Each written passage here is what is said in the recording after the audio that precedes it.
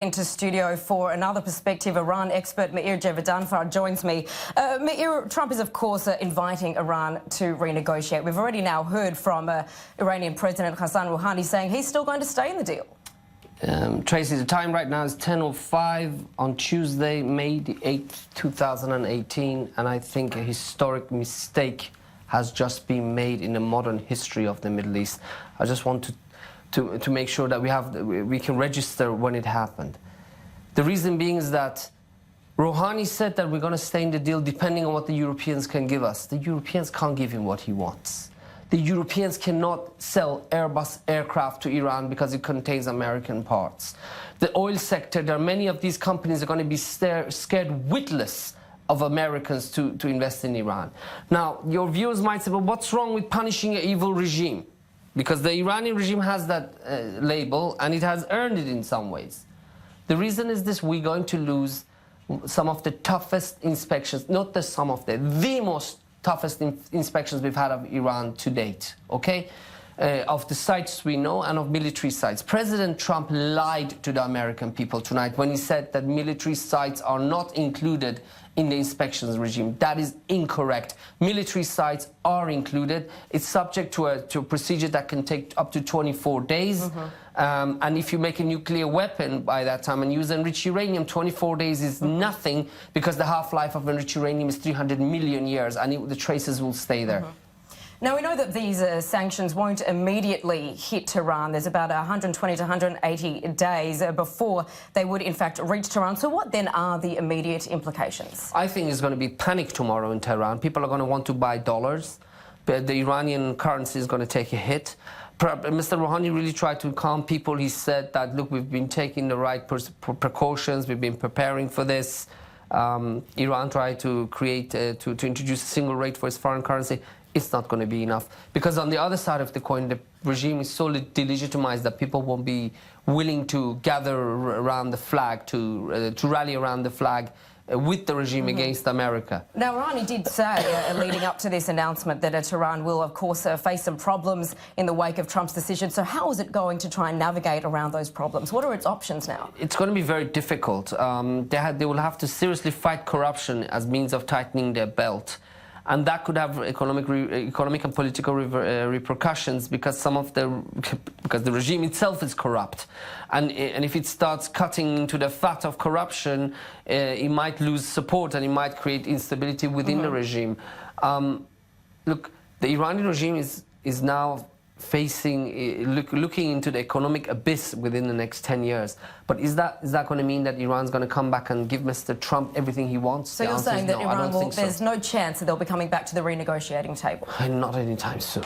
All right, so how is then Iran going to look to capitalise on this? We know that it's, of course, involved in proxy wars around the region. Well, Iran, I think the chances of a confrontation with Israel are still there. They may have even increased. But next time Iran goes to fight any country in the region, they will know through their proxies that they have to watch their back at home economically. I don't think because look, helping Houthis doesn't cost that money. It doesn't cost that much. All of the Iraqi militia, hundreds of thousands, the Iraqi government's paying for it, not Iran. The only country that's going to be affected maybe is Syria. One of the most vociferous opponents of the Iran nuclear deal from the very outset, even before it was penned, has been Israeli Prime Minister Benjamin Netanyahu. Since the election of Donald Trump to the White House, he's made it a goal to convince the US president to scrap the deal. It was just over a week ago we saw this theatrical presentation of Iran's secret nuclear files obtained by Israel's Mossad, which Netanyahu says proves Iran can't be trusted. It was for exactly this reason even critics of the deal said it was important for all parties to remain in it until a viable fix could be found.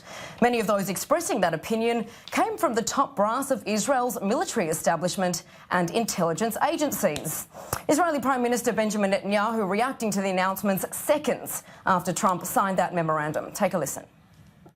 Israel has opposed the nuclear deal from the start because we said that rather than blocking Iran's path to a bomb, the deal actually paves Iran's path to an entire arsenal of nuclear bombs, and this within a few years' time. And as we exposed last week, since the deal, Iran intensified its efforts to hide its secret nuclear weapons program. So if you leave all of this unchanged, all this combined is a recipe for disaster. A disaster for our region, a disaster for the peace of the world.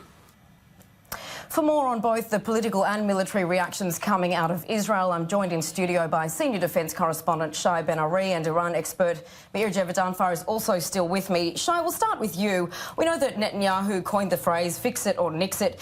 There was some dissonance, though, between the political view compared with the military view. Why is that? Right. There are divisions within Israel when it comes to policy towards the Iran deal. Certainly within the Israeli security establishment, there are many voices who say that it is not a wise move to withdraw from it. Even today, the ex-Mossad chief, Tamir Pardo, who himself was appointed by Benjamin Netanyahu and served his whole term under him, said this was not a wise move, even suggesting that the Iran deal was essentially an opportunity for Iran itself to rejoin the international community, citing as a positive example, for example, Iran fighting alongside the anti-IS coalition, led by the U.S., of course. He cited this as a positive example of what the Iran deal was able to achieve. You can also mention Dani Atom, another Mossad chief, Ehud Barak, who, as defense minister, was actually seeing eye to eye with Prime Minister Netanyahu a few years ago, but apparently now no longer. Even the current chief of staff, Gadi Eisenkot, the IDF chief of staff, has said in the past that the Iran deal has its advantages. In terms of Ya'alon too.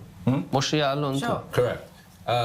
In terms of what Israel, the Israeli government right now is looking to get in terms of supporting this withdrawal, I believe they feel that it is wiser to confront Iran today, to risk a confrontation, let's say, with Iran today, rather than waiting 10, 15 years down the line when Iran may be strengthened and perhaps with a nuclear weapon. So then what does Trump's decision mean for Israel's military approach now?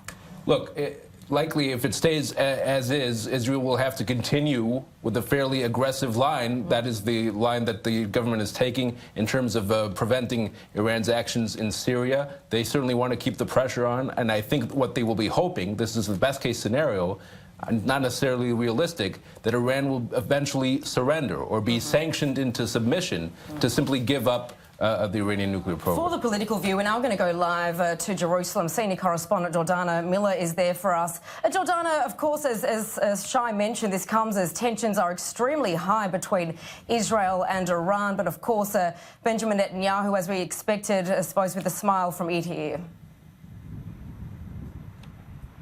That's right. He's the one world leader here who has really succeeded in getting exactly what he wanted, which was for this deal, for the U.S. to pull out of this deal. He always thought it was problematic. He tried to kill it before it was signed.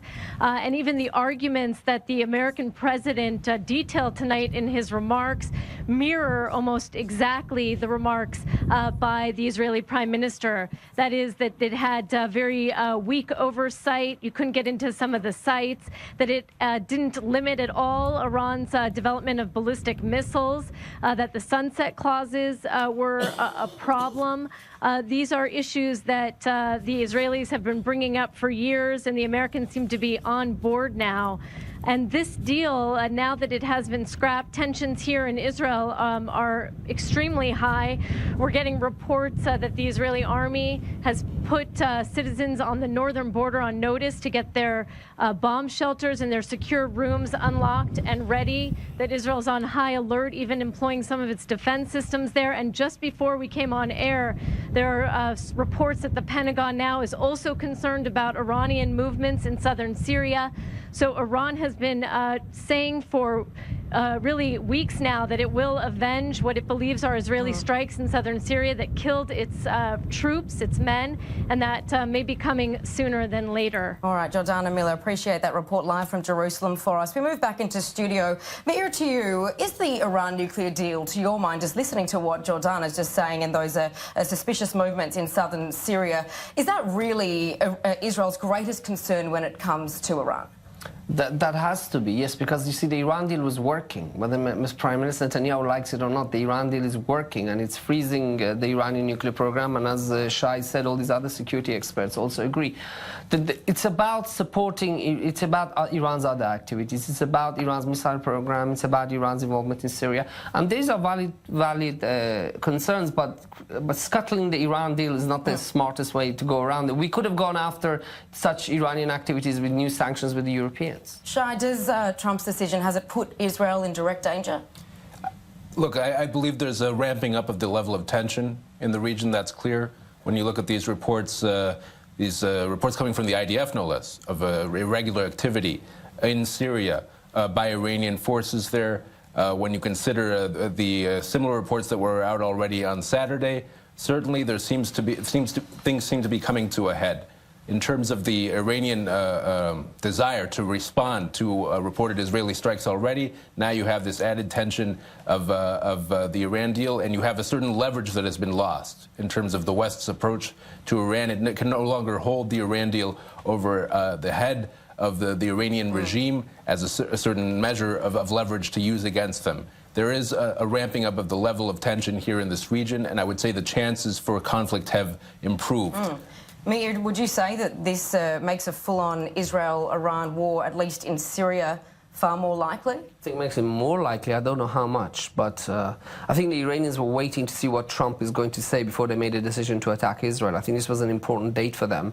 But now that Trump is pulling out, they've got less to lose. If Trump was staying in the deal, the room for maneuver would have been limited.